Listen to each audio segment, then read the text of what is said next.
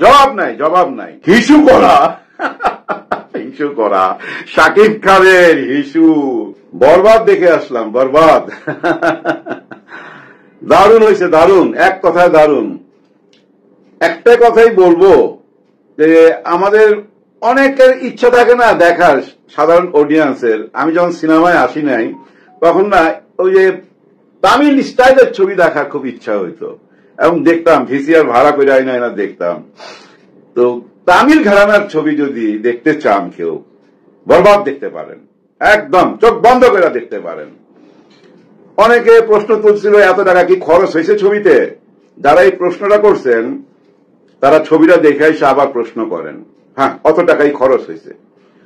দারুণ বানাইছে। আমি প্রথমে ধন্যবাদ দিতে চাই মেহেদী হাসান হৃদয়কে। তার প্রথম ছবি দেখা মনে হয় না, প্রথম ছবি দেখা মনে হয় কি জানেন, পাকা ডাইরেক্টর, খুব ভালো কাজ করছে। A man with idea. তাহলে আপনি ভালো ডাইরেক্টর হইতে পারবেন যদি আপনার আইডিয়া থাকে যে এই দৃশ্যটা আমি কিভাবে পর্দায় আনবো, কি ডিজাইনে দেখাবো।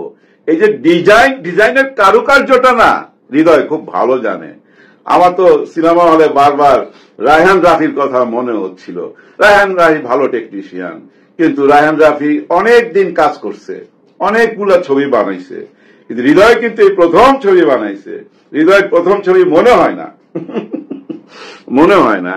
যাই হোক, ছবির গল্পটা কেমন সেটা বলা ঠিক হবে না, কারণ মাত্র তো ছবিটা রিলিজ হইল।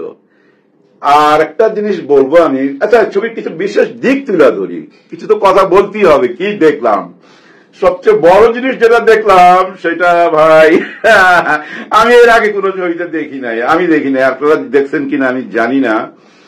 হিসু করা, হিসু করা শাকিব খানের হিসু।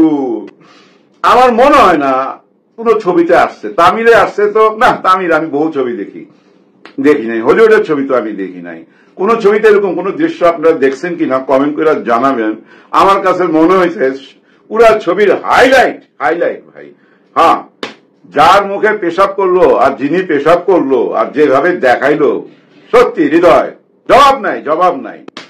এই ছবির আরেকজন টেকনিশিয়ানকে সবাই স্মরণ করতে হবে, যারা একটুখানি এডিটিং বুঝেন দর্শকদের মধ্যে। ভাই এই ছবি এডিটিং রে ভাই, হই হই হই হই হই। মানে আমি জানি না উনি কে, আমি ঠিক আসলে টাইটেলটা দেখছি কিন্তু মনে রাখতে পারি নাই। দারুণ কাজ করছে, ওনাকে থ্যাঙ্কস জানাই, থ্যাঙ্কস। হ্যাঁ, ব্যাকগ্রাউন্ড মিউজিক ছবির, বিশেষ করে যিশু যখন আসে ওই সাইডগুলা, ভাই যিশুর কি করার ছিল এই ছবিতে? অনেক কিছু করার ছিল কি না, যেটুকু করার ছিল ওইটুকুনি উতরে গেছে। কিন্তু সাকিবের পাশে তো বিশাল ব্যাপার, হ্যাঁ বিশাল ব্যাপার। এরকম আমি আলোচনা শুনি নাই যে যিশু এই ছবিতে, মানে সাধারণ অডিয়েন্স হলের মধ্যে দু একজনের সাথে যাদের সাথে কথা বললাম, কেউ নিজে থেকে বলেনি আমাকে যে ভাই যিশু মারাত্মক করছে। আমাকে জিজ্ঞেস করতে হয়েছে, জিজ্ঞেস করার পর যেটুকু উত্তর পাইছি সেটুকু হয়েছে যে হ্যাঁ ভালো করছে, ভালো করছে। কিন্তু কেউ নিজে থেকে বলে নাই।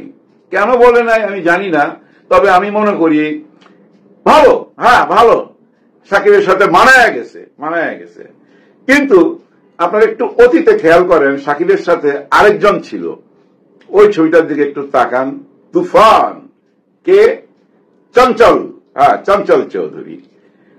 উনি কিন্তু মারাত্মক আওয়াজ তুলছিলেন, ছোট্ট পার্ট, কিন্তু টিজার টেইলার থেকে আরম্ভ কইরা কিরে ভয় পাইছ, যেভাবে আলোচনায় আসছে যিশু ওইভাবে আলোচনায় আসতে পারে নাই। আচ্ছা, ছবির আরেকজনের কথা বলি, নায়িকা। আমরা পাবলিসিটির মধ্যে এমন গুরুত্ব পাই নাই। আমার মনের মধ্যে প্রশ্ন ছিল, আচ্ছা অ্যাকশন ছবি তো এমনও হইতে পারে অত বড় গুরুত্ব না চরিত্রটা, সেটা নায়িকার চরিত্র ইতিকা পাল।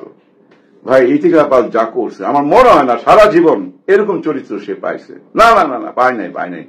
তার ওই আগে ভারতের ছবিটাও দেখছি, আগের ছবিটাও দেখা আছে শাকিব খানের সাথে, কিন্তু এই ছবিতে প্রকাশ করা হয় নাই আগে। কিন্তু দারুণ চরিত্র, সে ইয়াদ রাখবে কেমন অভিনয় করছে। এক কথা যদি বলি ভাই, মনে হয়েছে ইতিকা পালের জন্য এই চরিত্রটা পারফেক্ট। অন্য কেউ এখানে ভালো করতো, কে খারাপ করতো আপনার মনেই পড়বে না, অন্য কারোর নামই মনে পড়বে না, ওই ইতিকা পালের কথাই মনে পড়বে। দারুণ জুটি, একই জুটির দুইটা ছবি পরপর হিট। হ্যাঁ, প্রিয়তমা আর বরবাদ।